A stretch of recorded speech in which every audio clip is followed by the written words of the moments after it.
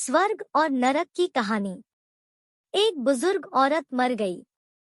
यमराज उसे लेने आए। औरत ने यमराज से पूछा, आप मुझे स्वर्ग ले जाएंगे या नरक? यमराज बोले, दोनों में से कहीं नहीं। तुमने इस जन्म में बहुत ही अच्छे कर्म किए हैं, इसलिए मैं तुम्हें सीधे प्रभु के धाम ले जा रहा हूँ। बुजुर्ग औरत खुश हो गई और बोली, धन्यवाद, पर मेरी आपसे एक विनती है। मैंने यहाँ धरती पर सबसे स्वर्ग और नरक के बारे में बहुत सुना है, इसलिए मैं एक बार दोनों जगहों को देखना चाहती हूँ। यमराज बोले, तुम्हारे कर्म अच्छे हैं, इसलिए मैं तुम्हारी यह इच्छा पूरी करता हूँ। चलो हम स्वर्ग और नरक के रास्ते से होते हुए प्रभु के धाम चलेंगे। दोनों चल पड़े। सबसे पहले नरक आया। नरक में बुजुर्ग औरत ने जोर जोर से लोगों के रोने की आवाज सुनी।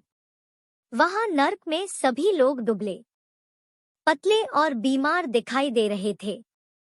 औरत ने एक आदमी से पूछा, यहाँ आप सब लोगों की ऐसी हालत क्यों है? आदमी बोला, तो और कैसी हालत होगी? मरने के बाद जब से यहाँ आए हैं, हमने एक दिन भी खाना नहीं खाया। भूख से हमारी आत्माएं तड़प रही है। बुजुर्ग औरत की नजर एक विशाल पतीले पर पड़ी, जो कि लोगों के कद से करीब 100 फीट ऊंचा होगा। उस पतीले के ऊपर एक विशाल चम्मच लटका हुआ था। पतीले में से बहुत ही शानदार खुशबू आ रही थी। बुजुर्ग औरत ने उस आदमी से पूछा, इस पतीले में क्या है? आदमी मायूस होकर बोला, ये पतीला बहुत ही स्वादिष्ट खीर से हर समय भरा रहता है। बुजुर्ग औरत ने हैरानी से पूछा, इसमें खीर है, तो आप लोग पेट भर के ये खीर खाते क्यों नहीं? भूख से क्यों तड़प रहे हैं? आदमी रो रो कर बोलने लगा, कैसे खाए? ये पतीला 100 फीट ऊंचा है। हम में से कोई भी उस पतीले तक नहीं पहुंच पाता। यह सुन बुजुर्ग औरत को उन पर तरस आ गया। सोचने लगी, बेचारे, खीर का पतीला होते हुए भी भूख से बेहाल है। शायद ईश्वर ने इन्हें यही दंड दिया होगा। अब यमराज बुजुर्ग औरत से बोले, चलो हमें देर हो रही है।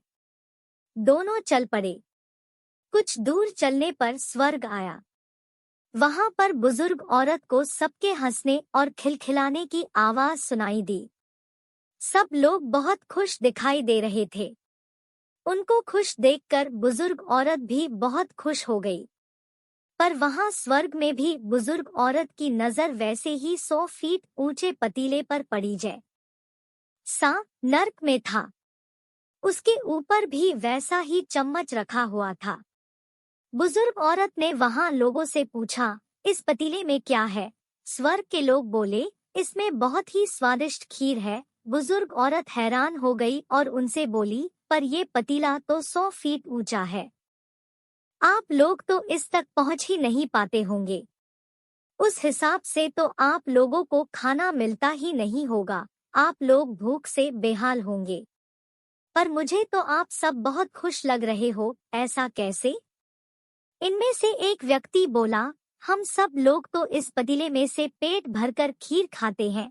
औरत बोली, पर कैसे? पतीला तो बहुत ऊंचा है। व्यक्ति बोला, तो क्या हो गया, पतीला ऊंचा है तो? यहाँ पर कितने सारे पेड़ हैं। हमने इन पेड़ों की लकड़ी ली, उसको काटा और एक विशाल सीढ़ी का निर्माण किया। उस लकड़ी के सीढ़ी के सहारे हम पतीले तक पहुँचते हैं और सब मिलकर खीर का आनंद लेते हैं। बुजुर्ग औरत यमराज की तरफ देखने लगी। यमराज मुस्कुराए और बोले, ईश्वर ने स्वर्ग और नरक मनुष्य के हाथ में सौंप रखा है। चाहे तो अपने लिए नरक बना ले, चाहे तो अपने लिए स्वर्ग। ईश्वर ने सबको एक समान हालातों में डाला है। उसके लिए उसके सभी बच्चे समान हैं। वह किसी से भेदभाव नहीं करता। वहां नरक में भी पेड़ पौधे सब थे, पर वह लोग खुद ही आलसी है। उन्हें खीर हाथ में ही चाहिए। वह सब कर्म चाहते, कोई मेहनत नहीं करना चाहते, इसलिए वे भूख से बेहाल है। क्योंकि यही तो ईश्वर की बनाई इस दुनिया का नियम है। जो कर्म करेगा, मेहनत करेगा, उसी को मीठा फल खाने को मिलेगा। स्वर्ग के सपने छोड़ दो, नरक का डर छोड़ दो। बस आपकी वजह से किसी का दिल न दुखे इतना सोचो और बाकी सब कुदरत पर छोड़ दो।